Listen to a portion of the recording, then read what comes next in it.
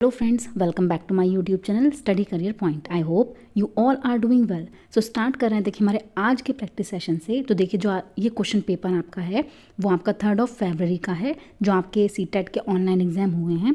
जैसे कि आपको पता है कि ये जो सीरीज़ है वो आपकी ऑनलाइन एग्जाम की है, ठीक है। तो इसमें हम CDP पेपर 1 का ही मटेरियल कवर करेंगे, ठीक है। तो स्टार्ट करते हैं देखिए हमारे आज के क्वेश्चन पेपर से। तो आपका फर्स्ट क्वेश्चन है, देखिए, बच्चे समय की एक विशिष्ट अवधि तक बहुत सरलता के साथ भाषा सीखते हैं क्योंकि उस अवधि में वे पर्यावरणीय प्रभावों के साथ प्रतिक्रिया करते हैं।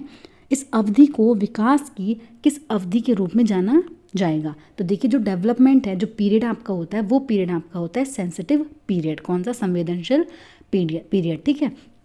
तो यहाँ पर जो आपका ऑप्शन है वो होगा आपका ऑप्शन नंबर 1, ठीक है। कौन से पीरियड के नाम से जाना जाता है? तो वो होता है आपका संवेदनशील सेंसिटिव पीरियड, ठीक है। ऑप्शन नंबर 1 जो होगा वो बिल्कुल सही यहाँ पर हो जाएगा। चलते हैं देखिए नेक्स्ट क्वेश्चन पर। नेक्स्ट है, एक माँ ने देखा कि उसका एक जुड़वा दूसरे की तुलना में चलना सीखने में अधिक तेजी से प्रगति कर रहा है। तो सीखने में इस विभिन्नता से विकास का कौन सा सिद्धांत जुड़ा हुआ है? तो देखिए जो व्यक्तियों में विकास है वो सिर से पैर तक होता है। हर किसी में विकास चरण दर चरण आगे बढ़ता है। अलग अलग व्यक्तियों में विकास अलग अलग गति से होता है, या फिर हर किसी में विकास सामान्य से विशिष्ट की ओर होता है। तो देखिए यहाँ पर आपका कौन सा सिद्धांत लागू हो रखा है? तो वो है आपका कि अलग अलग व्यक्तियों में जो विकास है वो अलग अलग गति से होता है, ठीक है। तो ऑप्शन नंबर 3 जो है वो यहाँ पर बिल्कुल सही होगा। चलते हैं देखिए नेक्स्ट क्वेश्चन पर। नेक्स्ट है, देखिए, विकास निम्न में से किस पर निर्भर करता है? तो देखिए जो विकास है आपका वो किस पर निर्भर करता है? तो यहाँ पर अनुवांशिक प्रवृत्तियाँ होती हैं, ठीक है, सोशियो कल्चर प्रैक्टिसेस होती हैं, फिजिकल एनवायरनमेंट होता है। तो देखिए जो आपका डेवलपमेंट है वो इन तीनों ही फैक्टर्स में आपका डिपेंड करता है, ठीक है। तो ऑप्शन नंबर 4 जो होगा वो बिल्कुल सही हो जाएगा। चलते हैं देखिए नेक्स्ट क्वेश्चन पर। नेक्स्ट है, जीन पियाजे के संज्ञानात्मक विकास के सिद्धांत के अनुसार अध्यापक को किस अवस्था में क्रमबद्धता से संबंधित प्रश्न हल करने के लिए देने चाहिए? देखिए आपसे पूछ रहे हैं सीरिएशन कब आता है बच्चे के अंदर। तो मैंने आपको बताया है CCS, देखिए क्लासिफिकेशन, कंजर्वेशन और सीरिएशन। ये कौन से स्टेज में आपका आता है? तो ये आपका आता है कंक्रीट ऑपरेशनल स्टेज में। किस में आता है? आपका मूर्त सक्रियात्मक अवस्था में, ठीक है। तो ऑप्शन नंबर 3 जो होगा बिल्कुल सही यहाँ पर हो जाएगा। चलते हैं देखिए नेक्स्ट क्वेश्चन पर। देखिए जीन पियाजे के सिद्धांत के अनुसार व्यक्ति आत्मसातकरण और समंजन के माध्यम से किस स्थिति को प्राप्त करने का प्रयास करते हैं? तो देखिए जो आपका एसिमिलेशन और अकोमोडेशन है तो वो आपका किस चीज़ का पार्ट होते हैं? तो वो होते हैं आपके संतुलन का, इक्विलिब्रेशन। किसका होता है? आपका इक्विलिब्रेशन का, ठीक है। तो यहाँ पर ऑप्शन नंबर 1 जो होगा वो बिल्कुल आपका सही हो जाएगा, ठीक है। चलते हैं देखिए नेक्स्ट क्वेश्चन पर। नेक्स्ट है, 6 वर्षीय लड़का मनीष दुनिया और दूसरों के अनुभवों को केवल अपने ही दृष्टिकोण से देखता है और दूसरों के दृष्टिकोण को समझने में असफल रहता है। तो यह किस चीज़ का प्रतिनिधित्व आपका करता है? तो देखिए यहाँ पर जो बच्चा है वो क्या कर रहा है? सिर्फ अपने ही अनुभवों को, ठीक है, देख रहा है, दूसरों के दृष्टिकोण को समझने में वो असफल हो रहा है। तो यहाँ पर कौन सी आपकी आ जाएगी? तो वो आ जाएगा आपका आत्म केंद्रीयता। क्या है आपका? ईगो सेंट्रिसिज्म, ठीक है, ईगो सेंट्रिज्म। तो आपका आत्म केंद्रियता यहाँ पर सही आंसर हो जाएगा कि वो सिर्फ अपने ही पॉइंट को, अपने ही एक्सपीरियंसेस को देख रहा है, दूसरों के दृष्टिकोण को समझने में असफल है, ठीक है। चलते हैं देखिए नेक्स्ट क्वेश्चन पर। नेक्स्ट क्वेश्चन है, देखिए लॉरेंस कोलबर्ग के नैतिक विकास के सिद्धांत के अनुसार एक व्यक्ति जो नैतिक विकास की कानून एवं व्यवस्था चरण में है उसका मत होगा। देखिए जो बच्चा है वो कौन सी उसमें है? लॉ एंड ऑर्डर ओरिएंटेशन में है, स्टेज में है, ठीक है। तो उसका पॉइंट ऑफ व्यू आपका कैसा होगा? कानून तथा नियमों का पालन अन्य व्यक्तियों को प्रसन्न रखने के लिए करना चाहिए। कानून तथा अधिकारियों की आज्ञा का पालन करना चाहिए जिससे सामाजिक प्रणाली सुगम बनी रहे। कानून और नियमों का पालन दंड से बचने के लिए ही करना चाहिए। तो देखिए ये तो आपका बिल्कुल गलत है। सिर्फ दंड से बचने के लिए हम कानून को मानेंगे। कानून तथा नियमों का पालन तभी करना चाहिए जब वे हमारी आवश्यकताओं की पूर्ति करें। देखिए सिर्फ हमारी आवश्यकताओं की पूर्ति करें, उस चीज़ के लिए हम कानून और नियमों को माने, ये भी आपका गलत होगा। यहाँ पर जो आपका ऑप्शन नंबर 2 है, कानून तथा अधिकारियों की आज्ञा पालन करना चाहिए जिससे सामाजिक प्रणाली जो है वो सुगम बनी रहे। ऑप्शन नंबर 2 जो होगा वो बिल्कुल यहाँ पर सही हो जाएगा, ठीक है। चलते हैं देखिए नेक्स्ट क्वेश्चन पर। नेक्स्ट है, which of the following theory is given by लेव वाइगोत्स्की। देखिए लेव वाइगोत्स्की के द्वारा निम्नलिखित में से कौन सा सिद्धांत दिया है। तो देखिए जो लेव वाइगोत्स्की हैं वो कौन सा आपका सिद्धांत देते हैं, तो वो उन्होंने दिया है आपका socio culture theory of cognitive development. कौन सी आपकी socio culture theory of development. ठीक है, तो यहाँ पर ऑप्शन नंबर 3 जो होगा वो बिल्कुल सही आपका हो जाएगा। ठीक है, चलते हैं देखिए नेक्स्ट क्वेश्चन पर। नेक्स्ट है, एक विद्यार्थी दिए गए प्रश्न को हल करने में चुनौती महसूस कर रहा है। लेव वाइगोत्स्की के अनुसार इस स्थिति में एक अध्यापिका को क्या करना चाहिए। देखिए वो क्या कर रहा है, प्रश्न को हल करने में चुनौती महसूस कर रहा है, तो विद्यार्थी को अनदेखा कर देना चाहिए, गलत है। ठीक है, विद्यार्थी को अगले कदम हेतु संकेत और इशारे देने चाहिए, ये आपका बिल्कुल सही हो जाएगा। यहाँ पर ऑप्शन नंबर 2, विद्यार्थियों को अगले कदम हेतु क्या देने चाहिए, उनको हिंट देने चाहिए जिससे वो अपने सॉल्यूशन तक पहुंच सके। ठीक है, तो ऑप्शन नंबर 2 जो होगा वो बिल्कुल सही हो जाएगा। चलते हैं देखिए नेक्स्ट क्वेश्चन पर। एक प्रगतिशील कक्षा में विद्यार्थियों को किस ओर केंद्रित होना चाहिए, अपने सहपाठियों से प्रतिस्पर्धा की ओर, जितना हो सके उतना रट्टाफिकेशन करें, मेमोराइजेशन करें, बिल्कुल गलत है। मूर्त पुरस्कार जैसे ट्रॉफी जीतने की ओर, ये भी आपका गलत हो जाएगा। सक्रिय भागीदारी द्वारा ज्ञान अर्जन की ओर, ये आपका बिल्कुल पॉजिटिव है। देखिए सक्रिय कंस्ट्रक्ट करना है नॉलेज को, ठीक है, विद एक्टिव पार्टिसिपेशन, तो ऑप्शन नंबर 4 जो है वो यहाँ पर सही है। ठीक है, चलते हैं देखिए नेक्स्ट क्वेश्चन पर। नेक्स्ट है, हॉवर्ड गार्डनर द्वारा प्रतिपादित बहुबुद्धियों में से निम्न में से कौन सी शामिल नहीं है, आपसे पूछ रहे हैं। ठीक है, कौन सी शामिल नहीं है, तो देखिए म्यूजिकल इंटेलिजेंस आपकी होती है। ठीक है, स्पेशल इंटेलिजेंस जो स्थानिक बुद्धि होती है वो भी आपकी होती है। ठीक है, लिंग्विस्टिक इंटेलिजेंस जो आपकी भाषाई बुद्धि होती है वो भी आपकी होती है, लेकिन उन्होंने पूछा कि कौन सी नहीं होती, तो जो आपकी इमोशनल इंटेलिजेंस है वो आपकी नहीं होती। ठीक है, ऑप्शन नंबर 2 जो होगा वो यहाँ पर सही हो जाएगा। चलते हैं देखिए नेक्स्ट क्वेश्चन पर। नेक्स्ट है, राष्ट्रीय शिक्षा नीति 2020 के अनुसार 5वीं तक के सभी बच्चों को उनकी मातृभाषा में शिक्षा दी जानी चाहिए, बिल्कुल सही है। ठीक है, छोटे बच्चे अपनी मातृभाषा में सार्थक अवधारणाओं को अधिक तेजी से सीखते और समझते हैं, ये भी आपका बिल्कुल सही हो जाएगा। ठीक है, तो ए और आर आपके दोनों सही हैं और आर जो है वो ए की सही व्याख्या कर रहा है। ठीक है, चलते हैं देखिए नेक्स्ट क्वेश्चन पर। नेक्स्ट है, एक अध्यापिका को विद्यार्थियों में प्रचलित जेंडर रूढ़िवादिता को किस प्रकार निपटना चाहिए। देखिए जो जेंडर स्टीरियोटाइप है बच्चे के अंदर, ठीक है, उन चीज़ों से कैसे बचेंगे। ठीक है, तो अध्यापक को ऐसा क्या करना चाहिए, तो विद्यार्थियों में जेंडर विशिष्ट भूमिकाओं को बढ़ावा देना चाहिए, वास्तविक जीवन से संबंधित ऐसे उदाहरण प्रस्तुत करने चाहिए जो रूढ़िवादों को चुनौती दें। तो देखिए ऐसे ही हमें उदाहरण प्रस्तुत करते रहने चाहिए जो क्या करें, आपके रियल लाइफ काउंटर, जहाँ पर भी रियल लाइफ एग्जाम्पल आपके आ जाएंगे पेडागोजी में, वो चीज़ आपकी बहुत बेस्ट आपका ऑप्शन माना जाता है। ठीक है, तो क्या करें, जो आपके स्टीरियोटाइप को चुनौती दें। ठीक है, ऐसे ही हमें क्या यूज़ करने चाहिए, वहाँ पर टूल्स यूज़ करने चाहिए, उदाहरण यूज़ करने चाहिए। ठीक है, ऑप्शन नंबर 2 जो होगा वो बिल्कुल सही हो जाएगा। चलते हैं देखिए नेक्स्ट क्वेश्चन पर। एक बहुसांस्कृतिक कक्षा में देखिए जो मल्टीकल्चरल क्लासरूम है उसमें अध्यापिका को क्या करना चाहिए, केवल प्रबल समूह की सांस्कृतिक प्रथाओं को प्रधानता दें। देखिए केवल जहाँ पर आ जाए वो नेगेटिव वर्ड होता है, केवल सुविधा वंचित समूहों को, ये भी आपका नेगेटिव हो जाएगा।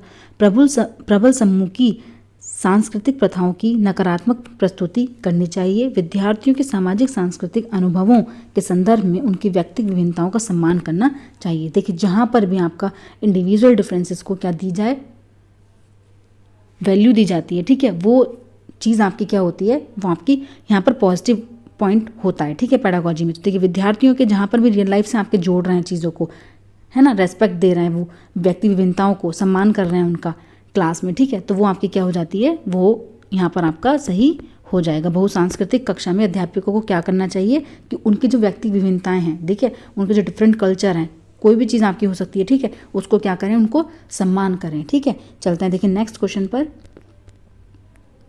नेक्स्ट है, जब आकलन विद्यार्थियों के किसी कौशल संबंधी बोध और समझ या पाठ के अधिगम और शिक्षण प्रक्रिया के दौरान किया जाता है तब उसे क्या कहा जाता है। देखिए जब आपका जो आकलन है वो कब हो रहा है, पाठ के अधिगम और शिक्षण प्रक्रिया के दौरान जब आपका किया जा रहा है। तो देखिए जब भी शिक्षण प्रक्रिया के दौरान आपका आकलन किया जाता है तो वो आपका क्या कहलाया जाता है, वो आपका होता है असेसमेंट फॉर लर्निंग। क्या होता है आपका, असेसमेंट फॉर लर्निंग। देखिए असेसमेंट फॉर लर्निंग, अधिगम के लिए आकलन। ठीक है, चलते हैं देखिए नेक्स्ट क्वेश्चन पर।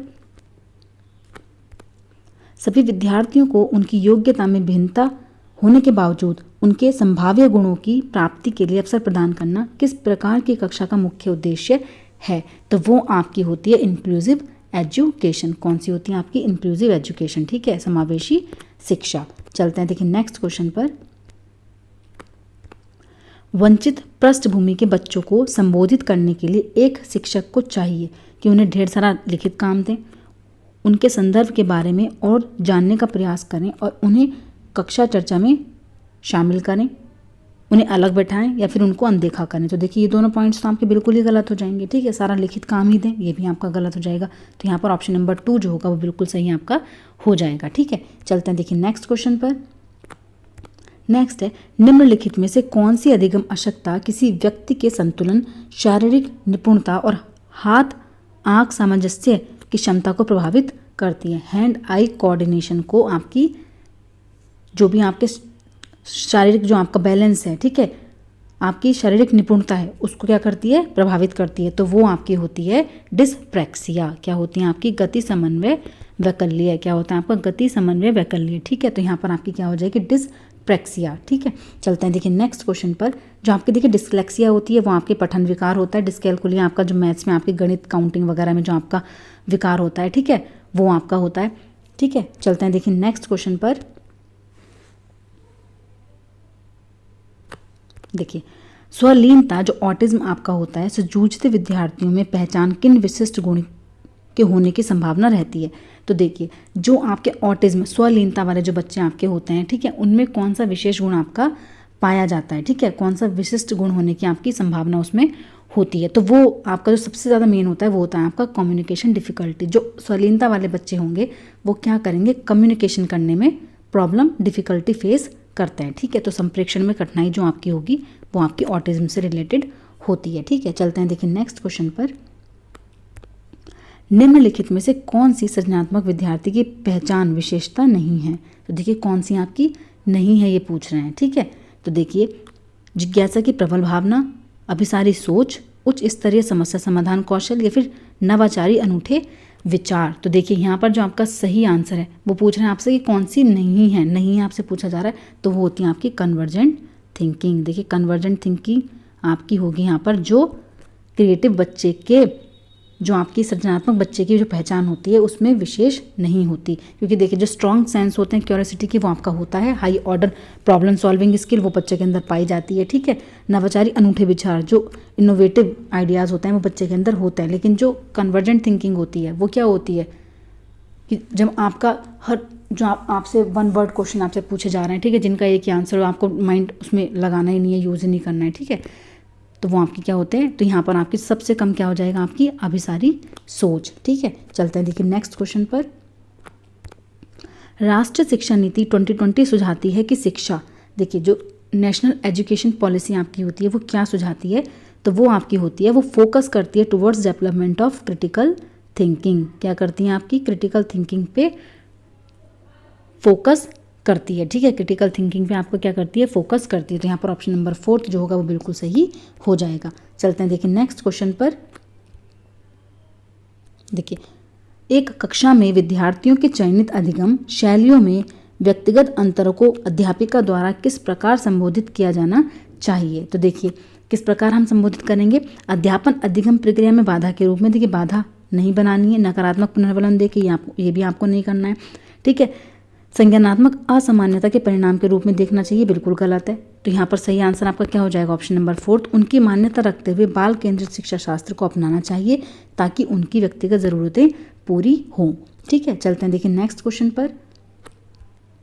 देखिए जो प्रोग्रेसिव क्लासरूम में आपका एक प्रगतिशील कक्षा अध्यापिका को किस चीज़ के रूप में तथा शिक्षार्थियों को किस चीज़ के रूप में अपेक्षित करती है? तो देखिए जो प्रगतिशील शिक्षा है वो अध्यापकों को कैसे लेती है? As a facilitator. कैसे होने चाहिए? फैसिलिटेटर होने चाहिए, ठीक है। और जो शिक्षार्थी होने चाहिए वो क्या होंगे?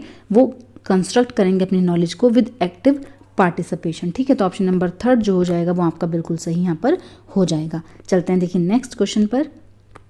नेक्स्ट है, रेयान ने कुछ दिन पहले ही जाना है कि अंग्रेजी के किसी शब्द के पीछे ईडी लगाने से उस शब्द का रूप वर्तमान से भूतकाल में बदल जाता है। इस जानकारी को पाने के बाद रेयान हर शब्द का भूतकाल रूप दर्शाने के लिए यह तरीका अपना रहा है। बच्चों द्वारा किसी नियम को हर दशा में निरूपित करने का यह रुझान उनकी अपनी सोच को किस प्रवृत्ति में दर्शाता है।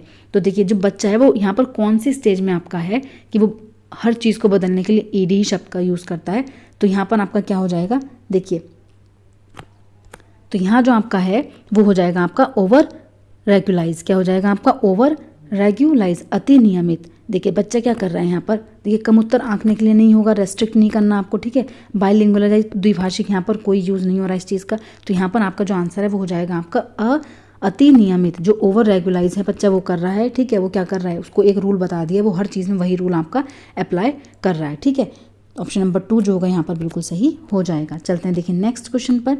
नेक्स्ट है जो ब्रेन स्टॉर्मिंग आपकी होती है, ठीक है, as a technique can be use to develop dash in children. देखिए बच्चे में जो ब्रेन स्टॉर्मिंग होती है वो किस चीज़ के लिए आपके डेवलप होती है, तो वो आपका यहाँ पर जो आपका आंसर है वो क्या हो जाएगा, तो वो हो जाएगा आपका देखिए ऑप्शन नंबर 3 डाइवर्जेंट थिंकिंग को किस चीज़ को करती है। देखिए फंक्शनल फिक्सनेस यहाँ पर नहीं होगा। कन्वर्जेंट थिंकिंग आपकी क्या होती है कि जब आपका कोई भी आपका आंसर जो होता है वो वन वर्ड होता है, आपका कहीं पर भी आपको क्रिएटिव थिंकिंग नहीं लगानी है, ठीक है। जो ब्रेन स्टॉर्मिंग होती है वो आपकी क्या करती है, क्रिएटिव माइंड जो आपका होता है, ठीक है। तो वो क्रिएटिव माइंड आपका कब होता है, जब आपके क्या होगी, डाइवर्जेंट थिंकिंग होगी, ठीक है। तो आप सारी सोच जो होता है उसको डेवलप करती है। जो ब्रेन स्टॉर्मिंग आपकी होती है वो अब सारी सोच को आपका डेवलप करती है, ठीक है। चलते हैं देखिए नेक्स्ट क्वेश्चन पर। नेक्स्ट है रचनावादी कक्षा में एक शिक्षक की सबसे महत्वपूर्ण भूमिका क्या है। देखिए जो कंस्ट्रक्टिविस्ट क्लासरूम है उसमें जो बच्चे की सबसे महत्वपूर्ण, शिक्षक की जो सबसे महत्वपूर्ण भूमिका होती है वो क्या आपकी होनी चाहिए, तो वो होती है देखिए सभी बच्चों को मानक निर्देश देना, स्टैंडर्ड इंस्ट्रक्शन नहीं देने आपको बच्चे को, सभी बच्चों सुनिश्चित करना कि प्रत्येक बच्चा अपनी क्षमता को सर्वोत्तम रूप से प्रकट करे, सभी बच्चों से समान गति से आगे बढ़ने की अपेक्षा करना गलत हो जाएगा, बच्चों की विविध आवश्यकताओं के प्रति उदासीन रहना ये भी आपका गलत हो जाएगा। तो यहाँ पर ऑप्शन नंबर 2 जो है वो बिल्कुल सही है। चलते हैं देखिए नेक्स्ट क्वेश्चन पर।